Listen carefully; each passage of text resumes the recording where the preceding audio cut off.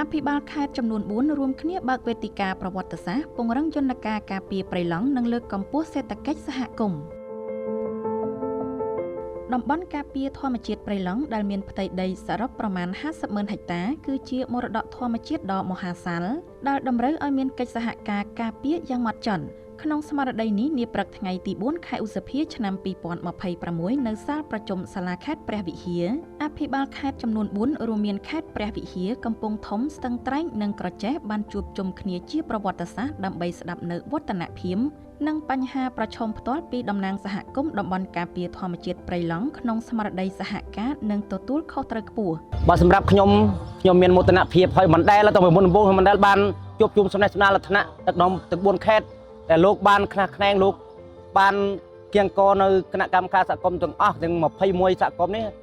មកជួបជុំគ្នាពួកខ្ញុំគឺមានសេចក្តីសោកនៅរីករាយក៏រំភើបចិត្តក្រៃលែងថាខ្ញុំមិនដែលធ្លាប់ជួបហើយក៏ខ្ញុំសប្បាយចិត្តហើយចង់ជួបបន្តទៀតនៅថ្ងៃនៅឆ្នាំខាងមុខទៀតខ្ញុំគិតថាថ្ងៃហ្នឹងខ្ញុំសប្បាយចិត្តក្រៃលែងរកអីប្រៀបធៀបមិនបានទេដោយសារកន្លងមកយើងមិនដែលបានជួបគ្នាវិធីនេះទេបែបនេះទេបាទហើយក៏មិនដែលបានតំណាក់តំណងគ្នាមិនដែលបានតំណែងគ្នារវាងខេត្តនិងខេត្តរវាងសហគមន៍និងសហគមន៍មិនដែលបានជួបគ្នាទេបាទហើយក៏មិនដឹងថាគោលនយោបាយឬតាមខេត្តមួយៗគាត់ចង់ធ្វើអ្វីគឺយើងអត់ដឹងណាបាទដឹងថាពីមុនដឹងថាខាងព្រៃឡង់ព្រះវិជ័យគាត់ធ្វើផ្សេងនៅព្រៃឡង់សឹងត្រែងផ្សេងនៅប៉ុន្តែថ្ងៃហ្នឹងដល់ពេលបានជួបគ្នាអញ្ចឹងដល់ពេលលោកអាដាមអាបាគាត់បានមកគឺថាដើរផ្លូវតែមួយបាទអញ្ចឹងខ្ញុំការសប្បាយចិត្តខ្ញុំសង្ឃឹមថាបើសិនណាថ្នាក់ដឹកនាំគាត់យកចិត្តទុកដាក់បែបហ្នឹងអញ្ចឹងព្រៃនឹងនៅគង់វង្សបាទ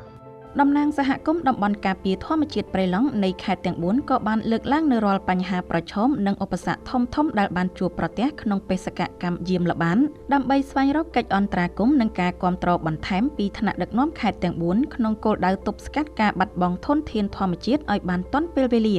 បាទសម្រាប់សហគមន៍របស់ខ្ញុំបាននៅក្នុងឆ្នាំនេះខាងខ្ញុំសម្រាប់បានលទ្ធផលទី1គឺយើងបានធ្វើការបាត់ទប់ស្កាត់បត់មើសមិនឲ្យមានចូលកាប់បាទព្រាននៅក្នុងព្រៃតំបន់ការពារណាបាទទី2គឺសហគមន៍ទាំង4សម្រាប់ខេត្តកោះចេះដែលជាប់គ្នាគឺយើងទទួលបានការលើកស្តែនទឹកឡើងដើម្បីឲ្យសហគមន៍យើងដាំបន្លែហើយសម្រាប់សហគមន៍របស់ខ្ញុំទទួលបានគោពីគម្រោង UNDP ហើយក្រោយមួយទៀតគម្រោងរបស់ USAID ដែលគាត់បញ្ចប់ពីតាត្រាំដែលគាត់បញ្ចប់មកនោះយើងនៅសល់យើងបានទិញគោហើយយើងបានទិញមាន់ដាក់ក្នុងសហគមន៍របស់យើងចិញ្ចឹម13គ្រួសារទៀតបាទការលំបាកបំផុតក្នុងការបច្ចុប្បន្ននេះគឺពួកខ្ញុំលំបាក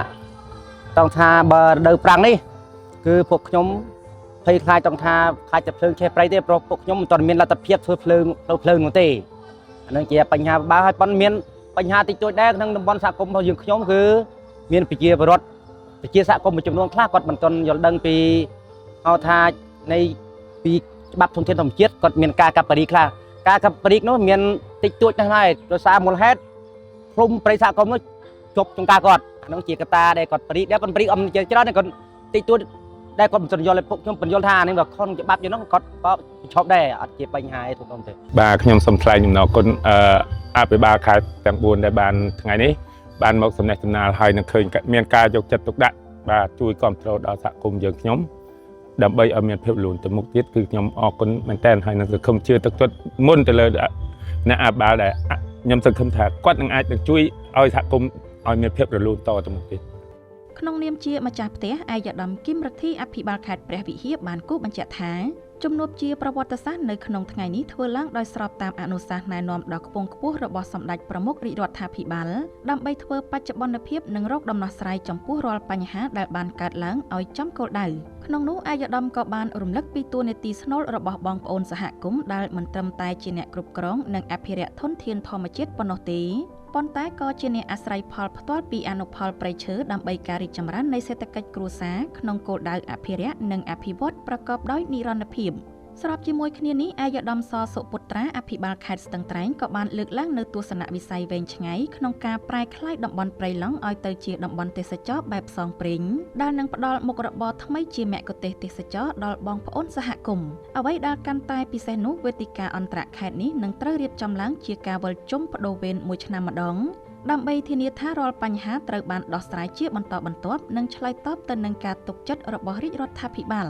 ដែនជម្រកសត្វព្រៃព្រៃឡង់គឺជាសម្បត្តិធម្មជាតិដ៏មហាសាលនិងជាសួតដ៏សំខាន់សម្រាប់ប្រទេសកម្ពុជានិងពិភពលោកហើយក៏ជាតំបន់សម្រាប់ភូមិសាស្ត្រនយោបាយដ៏សកម្មផងដែរដែលមានផ្ទៃដីសរុបប្រមាណ 489,663 ហិកតា